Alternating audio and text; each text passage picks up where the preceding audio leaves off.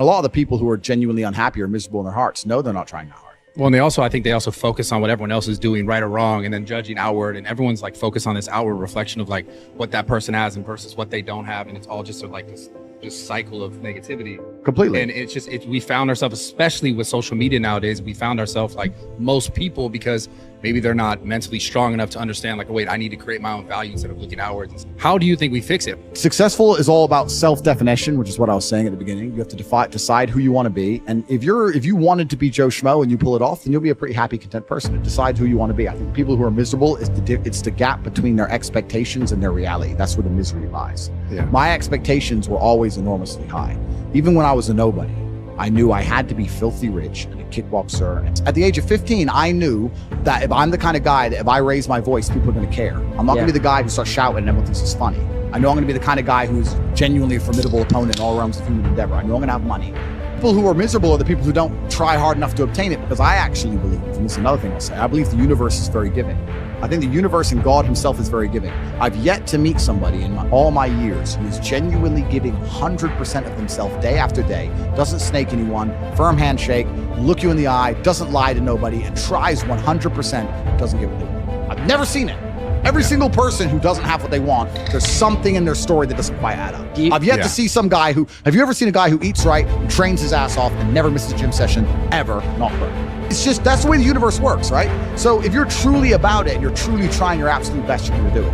And that's what I believe. I believe the universe is extremely giving. So when I meet somebody and they go, I really wanted this and I don't have it, I say, you didn't really want it. All like the successful people, most successful people in the world, would you say that all of them have like something in common in the sense of like some sort of hardship in their life? It's not. I mean, trauma is extremely important, and this actually goes back into answering the first part of your question, which is interesting.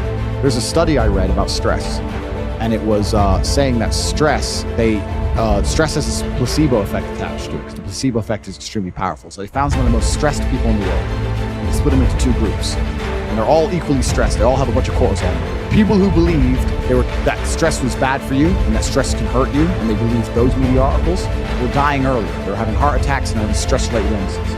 The people who believe the opposite, who just said, stress is part of being successful, I like stress, when I feel stressed, I do my best, it makes me anxious, it turns my brain on, I like being stressed, lived longer than that. The point is, the same drug, how you look at it, how your body anticipates it, how you feel about it, affects the real world results. Which goes back into what you were saying earlier about the jealousy. You're saying people look on social media and they get jealous and it demotivates them. That's because they decide to be demotivated by it. Do you know what happens when I get jealous of somebody? I fucking beat them. Yeah. If I look at somebody who has something I ain't got, I will take it from them by hook or by crook. Love it. I wish someone could make me jealous. It's hard now. I got everything. I wish I could look at somebody and go, fucker, I'm gonna beat you. Would you say jealousy is the #1 bark for motivation?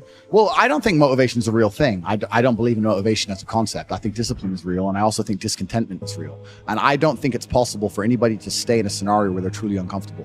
If you fall asleep on your arm and your arm really starts to hurt, even in the deepest sleep, you're gonna wake up and move your arm. If you sit there and your life has been in a rut for 7 years, you are semi-comfortable in that rut. Sure, there's days you're pissed off. Sure, you're semi-annoyed by it, but there's also days where you just play video games, eat pizza, and you're kind of cool with it and it's no big deal. If you were truly unhappy and uncomfortable and discontent with your scenario, you wouldn't be in it. So I don't believe there's anybody who's truly, when I was broke, I couldn't sleep.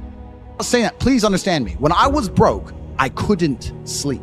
I'd be trying to go to bed thinking, how the fuck these people have Ferraris? I want a fucking Ferrari. I couldn't sleep. People aren't taught to be self-aware anymore. People are taught to just like I said, look at that guy, what he has, and be mad that you don't have it. Or like, if something's going on with me, I don't want to look inside and say, what's actually happening with me? Why am I this way? Why am I the person that I am today? But I want to figure out deeply, how do you think a man, specifically in this case, is able to look at themselves more comfortably without holding the judgment, the fact that they don't have the stuff over themselves? Because completely, you're totally right. I think there's two answers to the question. One, I think a lot of it came from chess, because chess is the most ruthless game on the planet. And what chess will teach you, chess teaches you that if you lose, at some point you made a mistake. It doesn't matter if it's the smallest mistake. It doesn't matter if you just took too long to think to make the right move and you ran out of time on the clock.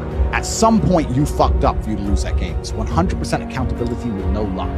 That's what's so important about learning chess. That's the first thing. And the second thing is, you need to, as a man, adopt the mindset that absolutely everything that happens to you is completely and utterly your fault, whether it's good or bad. Most men don't have that. When the Matrix was attacking me and they were destroying me, When they're calling up my exes trying to get fake fucking charges on me and put me in jail. When they close my bank accounts and I use $10, $11 million. When they ban me across all social medias and lie about me. When they harass my family. I'm sitting there going, this is my fault. All of this is me. I got here. It's my fault. I'm not going, that was unfair. It was orchestrated. The NGOs worked against me. Because that is not helpful. So it's accountability. It's 100% accountability in all things. But also when I go out there and I start to Bugatti, it's like, that's me. This is my fault. The car's my fault, and the big house is my fault, and everything that ever goes wrong is my fault. Yeah, absolutely. You have to take complete and utter accountability for everything. You can't make excuses ever. Yeah. There's never an excuse. And you're right. People try and put things on the outwards, on the outside. It's interesting. I remember watching Forrest Gump about 5 years ago. I was on a plane. I can't remember where I was flying. And the beginning of Forrest Gump has a scene in it when he's sitting on the bench at the beginning. Think about Forrest Gump. He's sitting on the bench at the beginning, and there's a feather lands on him, and the movie begins. Yeah. What they're saying with that is Forrest is the feather, and life has just pushed him all over and put him in all these unusual scenarios. Life has directed him everything. That's what it's saying. Sure. And if you're going to be the guy and you're going to allow life to happen to you, and you're not going to happen to life, then you're at mercy of the wind. Perhaps it might work out okay, but it might not, right? So you have to be the guy who goes, okay, the wind's blowing in this direction.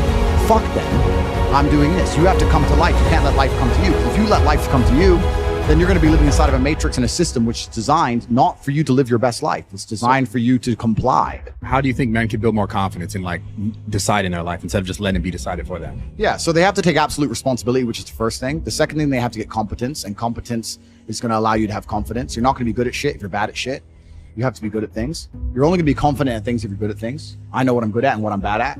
So you have to go out there and take risks, and you have to make mistakes, and you have to risk it all. And once again, this comes down to competition. I think competition is such an important thing in the masculine world. I grew up in the chess world, then I went in the fighting world. It was all extremely competitive. It's competition driven. You can't make excuses. If I sit here and say I lost a fight, cool, you lost a fight. But I lost a fight, but my gloves, when they were wrapped up, my hand was hurting, and then excuses. Like, you have to understand that excuses don't matter. Nobody cares. Life's binary, winners or losers, and you just have to take absolute responsibility for it. People are so caught up when things happen. This is why this happened to me because of this, because of my childhood, because of my past trauma, because of my life, whatever. Yeah. But people are so not taught to like look inwards and go towards those things. Well, I think playing victim is it's an easy way out. Yeah, it's a laziness. It's an easy way out. It's a good excuse, and it also makes you feel better about yourself. Me and my brother have another thing we do.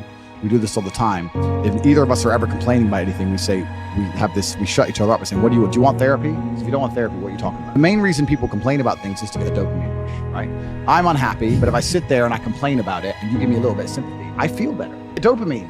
That's why they're complaining for dopamine. If someone comes to me and complains about something, the best thing I can do for them, because I'm a philanthropic, nice man, because I'm Mr. Nice, is tell them to get fucked. I don't care. Shut up. A lot of this comes down to your social circle. Because there's a whole bunch of guys out there whose friends accept excuses. If your friends will allow you to make excuses, you're going to make excuses. If your family let you make excuses, you're going to make excuses. You're going to complain and feel better. You got to be around killers who don't accept that shit. If me and let's say me and 3 friends, there's 4 of us, and we all decide to do 10,000 push-ups a day, and all of us do them except one, there's no words inside the human language, there's no sentence you can possibly construct, no matter how compendious or concise or how intelligent the man is, that will allow us to forgive him for failing. You don't accept excuses. That is it.